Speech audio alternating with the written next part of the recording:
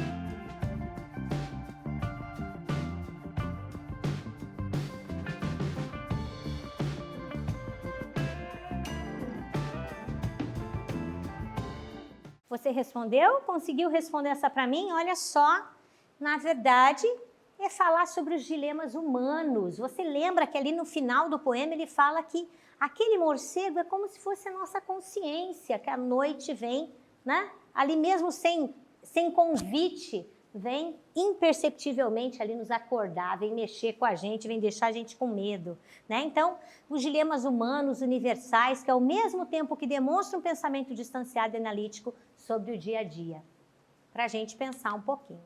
Aqui tem um outro poema, Psicologia de um Vencido. Olha lá. Eu, filho do carbono e do amoníaco, monstro de escuridão e rutilância, sofro desde a epigênese da infância, a influência má dos signos do zodíaco. Profundissimamente hipocondríaco, este ambiente me causa repugnância. Sobe-me à boca uma ânsia análoga à ânsia que se escapa da boca de um cardíaco. Já o verme, este operário das ruínas, que o sangue podre das carnificinas come, e a vida em geral declara guerra, anda a espreitar meus olhos para roê-los, e há de deixar-me apenas os cabelos na frialdade inorgânica da terra.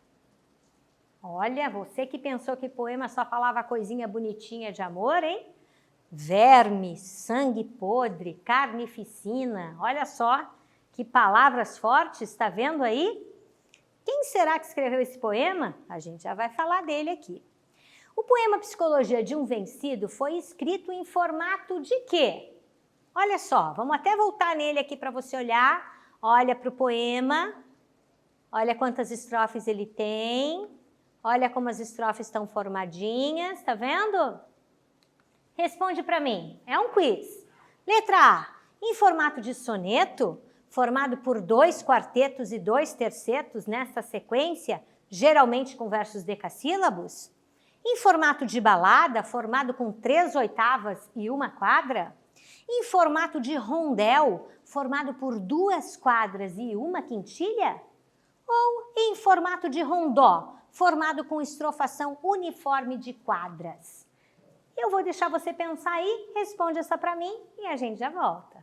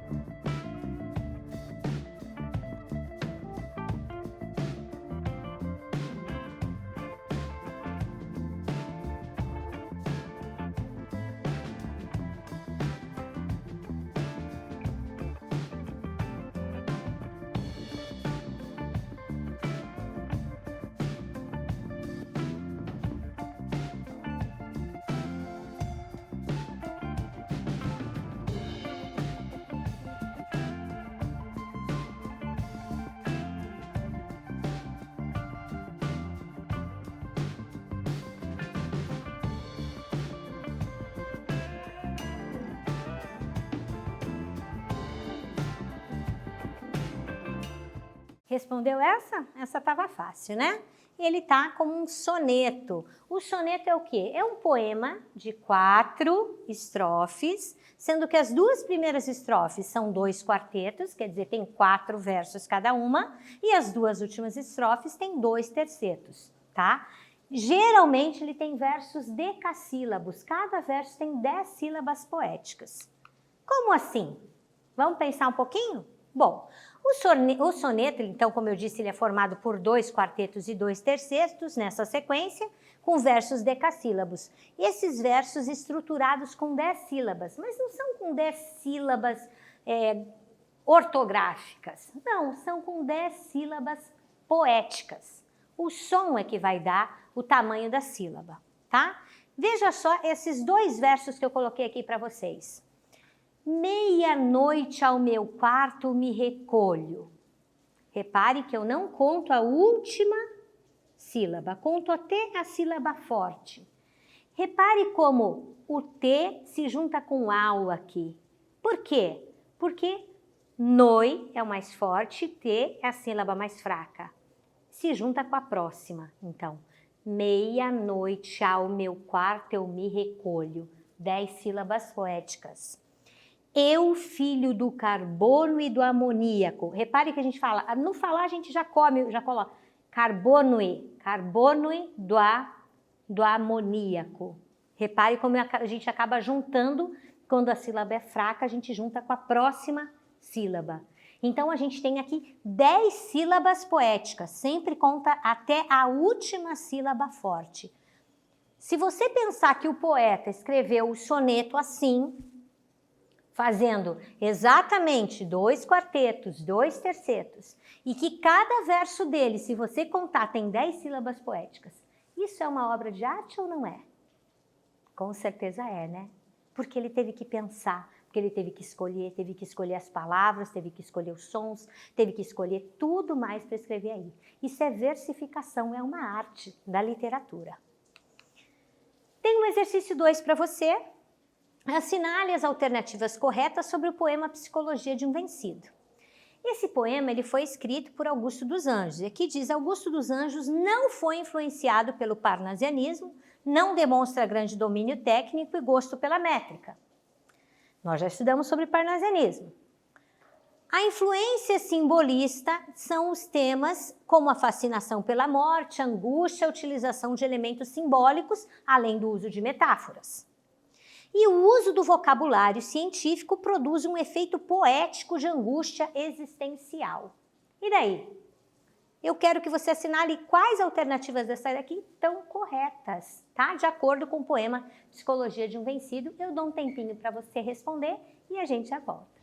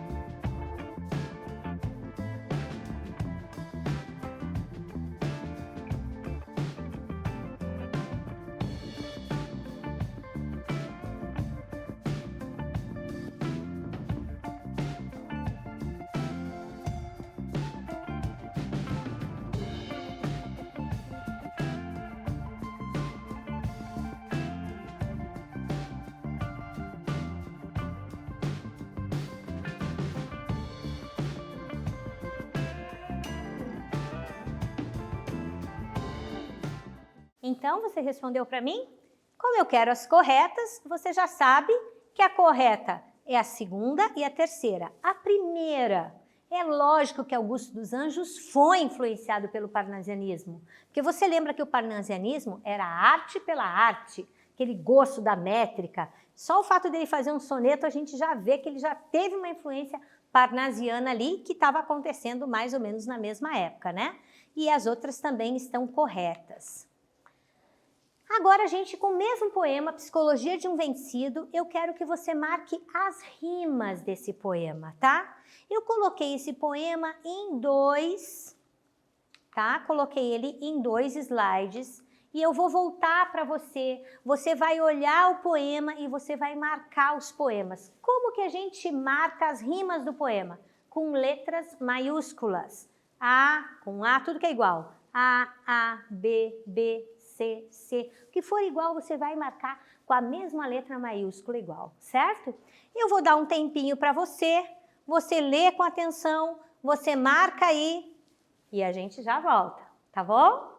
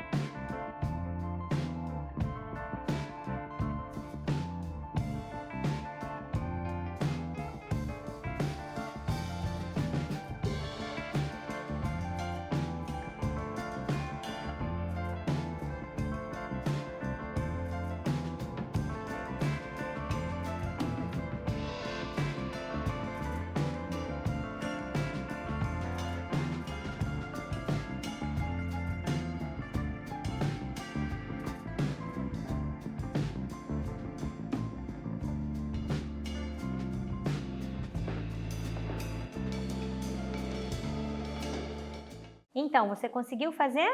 Facinho, né? Eu acho que você conseguiu ver aqui, tá bem claro, isso fica bem claro também, as rimas, tá? Dá para você olhar bem certinho ali pelos finais de cada um dos versos. Vamos lá ver? Olha só. Eu, filho do carbono e do amoníaco, ó, letra A, que estou combinando com zodíaco. Hipocondríaco, a mesma rima, letra A ainda, que se escapa da boca de um cardíaco. Então, amoníaco, zodíaco, hipocondríaco e cardíaco, tudo letra A, certo? Letra B, rutilância, infância, repugnância, ânsia. Por que eu mudei de letra? Porque eu mudei de rima. É uma nova rima, é uma nova letra. Sempre letra maiúscula, tá? Olha lá, no próximo. Ruínas, carnificinas. Tá vendo? E guerra com terra. Repare que o final, tá? Da terceira estrofe, tá combinando, né? Rimando com o final da quarta estrofe. E depois, roê-los, cabelos. Então, a gente tem ABBA, ABBA, CCD, EED. Interessante, né? As rimas todas pensadas, todas planejadas pelo poeta. Interessante a gente olhar isso também quando a gente lê o poema, quando a gente vê ali o poema, né? Isso é versificação, né? A arte de fazer poemas. Tem um exercício 4 para você.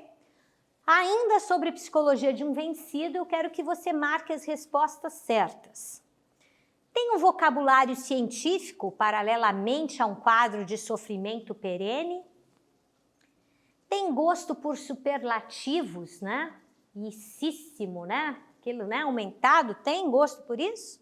Sente repugnância pelo mundo, como se atingido por uma doença com sintomas físicos? Percebe o verme em analogia à morte? É a estética da podridão? Marca aí para mim as respostas certas. Eu dou um tempinho para você responder, pensa direitinho e a gente já volta.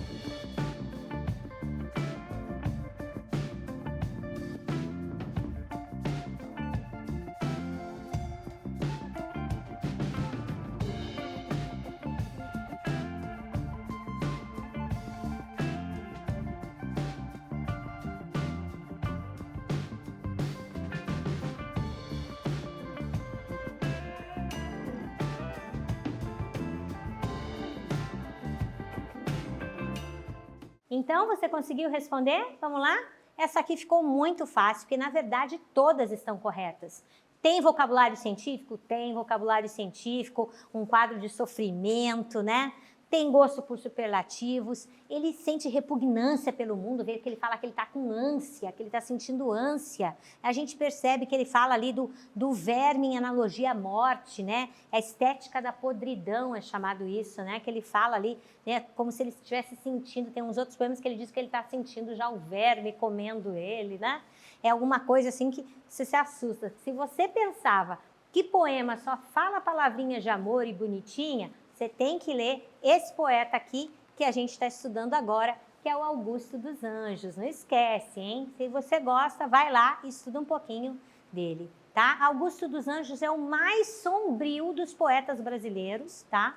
Foi também o mais original. A sua obra poética é composta por apenas um livro de poemas, só um. Ele não se encaixa em nenhuma escola literária, embora tenha sido influenciado por características do naturalismo, do simbolismo. A produção única do Augusto dos Anjos não pode ser enquadrada em nenhum desses movimentos. Certamente é diferente ainda de tudo isso, tá? É por isso que classificamos como um poeta juntamente aos seus contemporâneos do pré-modernismo. Então, quer dizer, ali está na transição, não é nenhuma coisa nem outra, está passando para frente, é também um homem à frente do seu tempo. Augusto dos Anjos, se você gostou, procura mais leitura dele. E o resumo da aula de hoje, nós lemos poemas do Augusto dos Anjos compreensivamente, localizamos as informações explícitas, inferimos o sentido de uma palavra ou expressão, inferimos uma informação implícita, reconhecemos o efeito de sentido decorrente da escolha de determinada palavra ou até expressão, e identificamos o tema do texto, tá bom? Espero que você tenha gostado da aula. Se você tem acesso ao Classroom, não esquece, vai lá, eu deixei 2 questõezinhas para você fazer e garantir a tua presença. Se você não tem acesso ao Classroom, faz no caderno, leva no teu colégio e garante a tua presença também, tá bom? Um beijo para vocês e até a nossa próxima aula.